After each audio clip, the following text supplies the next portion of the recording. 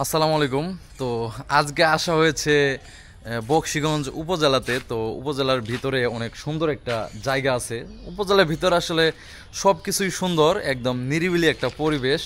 তো এইখানে আসলে পার্ক সিস্টেম একটা জায়গা আছে যা অনেকেই আসলে আপনারা জানেন না। তো এই জায়গাটি আজকে আপনাদেরকে দেখাবো।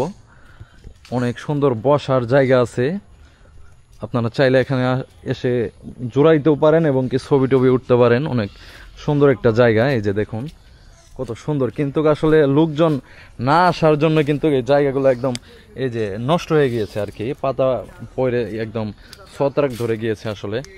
কিন্তু এমনিতে কিন্তু জায়গাটা সত্যি অনেক সুন্দর একটা জায়গা, একদম নিরিবিলি পরিবেশ। এই যে ভাইয়ারা কিন্তু ছোট বাচ্চাদের মতো খেলা করতেছে।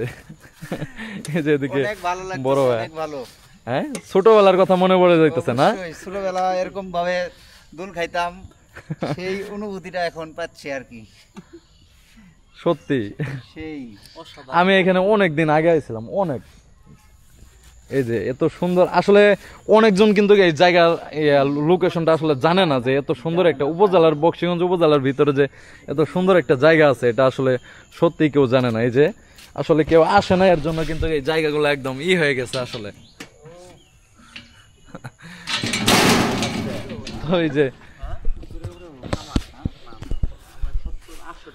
তো এই যে এখানে আরো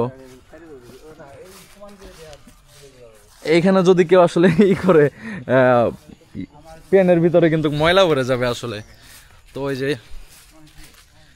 আরো এইখানে একটা ঘর আছে, এই যে এই ঘরটা আমরা এইটা এখানে কি আছে উপরে একটু দেখাই যায়, আগে দেখে এখানে কি আছে। ও এইখান থেকে পুরো ভিউটা আমি দেখাবো আপনাদেরকে। এই যে দেখুন কত সুন্দর একটা জায়গা, অনেক সুন্দর একটা জায়গা। কিন্তু এখানে এসে যদি আসলে আপনারা একটু জুড়িয়ে যান, সত্যি অনেক ভালো লাগবে। আর আর আরেকটা কথা হচ্ছে, বকশীগঞ্জে আপনার ওই যে বাবুল চিস্তির যে 10তলা বিল্ডিংটা আছে, এটা কিন্তু আসলে সবাই চিনেন। এই যে বিল্ডিংটা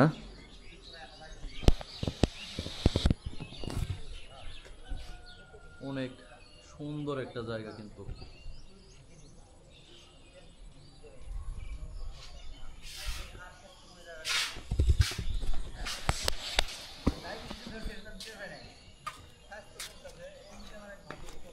তো আপনারা ফ্রি সময় পাইলে অবশ্যই এখানে এসে ঘুরে যাবেন, অনেক ভালো লাগবে আশা করি।